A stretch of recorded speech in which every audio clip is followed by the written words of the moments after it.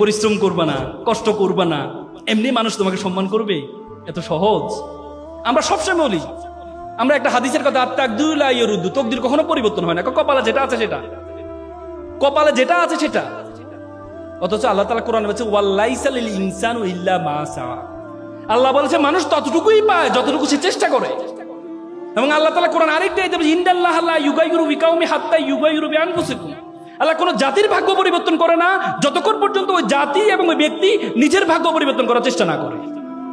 আর তুমি মনে করো চেষ্টা করবা না, এমনিই তুমি সফল হয়ে যাবা, তোমাকে মানুষ সালাম করবে, প্রণাম করবে? না, এমনি করবে না, তোমাকে এমনি কখনো করবে না। পরিশ্রমের কোনো বিকল্প নেই। মনে রাখবা, পরিশ্রম তার পারিশ্রমিককে কখনো খালি হাতে ফেরায় না, কখনো না, কখনো না। তুমি পরিশ্রম কর, পৃথিবীর সবচেয়ে বড় সংজ্ঞা। পরিশ্রমের কোনো বিকল্প নেই, পরিশ্রমের কোনো বিকল্প নেই। একটা এক্সাম্পল তোমাদেরকে দিই। একবার একটা অঞ্চলে তারা চিন্তা করলো একটা মন্দির বানাবে। তো মন্দিরের জন্য কি লাগে? মূর্তি লাগে।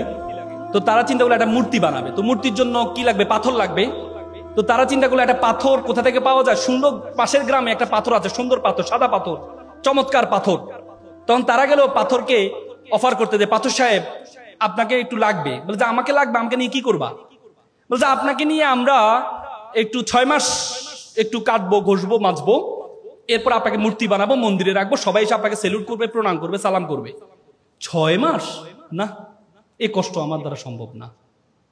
আমাকে কষ্ট ছাড়া যদি কোনো কাজ থাকে সেটা বলো। বলছে না, আপনাকে তো এভাবে রাখলে তো কেউ সালাম করবে না আপনাকে। তখন অবহেলিত একটা পাথর ছিল পাশে, কালো পাথর। সে বলে স্যার আমাকে নিয়ে যান, 6 মাস না, 1 বছর ধরে আমাকে কাটেন, ঘষেন, মাজেন, কোনো সমস্যা নেই। পরবর্তীতে এই কালো পাথরটাকে নিয়ে যাওয়া হয়। নিয়ে যাওয়ার পর 10 জনে মিলে তাকে কেটে ঘষে কাটাকাটি শুরু করলো। 10 মাস ধরে কাটছে।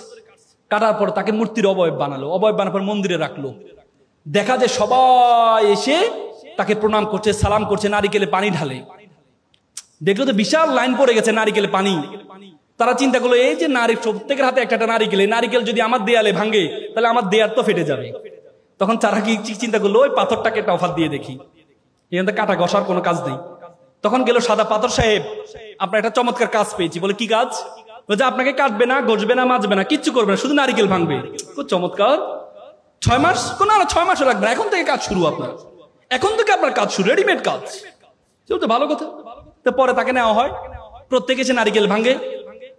আবার জুতোর পিতি খুলে গেলে তার পায়ে উপরে জুতা রাখে, পিতিটা লাগায়, আসতে যাইতে লাথি মারে, পায়ের মধ্যে কোনো কাদা লাগলে তার পাথর দিয়ে তাকে মোছে, আর নারিকেলটা নিয়ে ওই যে মূর্তি, কালো মূর্তির উপর ঢালে।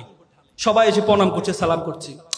সাদা পাথর বলছে কি রে বেটা, তুই ছিলি সবচেয়ে অবহেলিত পাথর, তোর সাথে কেউ সেলফি তুলতো না, আমার সাথে সবসময় মানুষ সেলফি তুলতো, আর আজকে মানুষ তোকে প্রণাম করছে, তোকে সালাম করছে, আর আমাকে আসতে যাতে লাথি মারছে।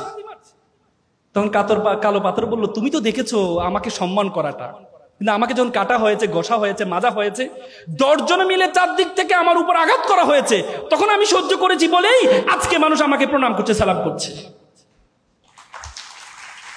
তুমি যদি মনে করো যে পরিশ্রম করবা না, কষ্ট করবা না, এমনি মানুষ তোমাকে সম্মান করবে, এত সহজ? আমরা সবসময় বলি, আমরা একটা হাদিসের কথা, তকদির কখনো পরিবর্তন হয় না। কপালে যেটা আছে সেটা, কপালে যেটা আছে সেটা। অথচ আল্লাহ তাআলা কোরআনে বলেছে ওয়ালাইসা লিল ইনসানু ইল্লা মা সাআ। আল্লাহ বলেছে মানুষ ততটুকুই পায় যতটুকু সে চেষ্টা করে।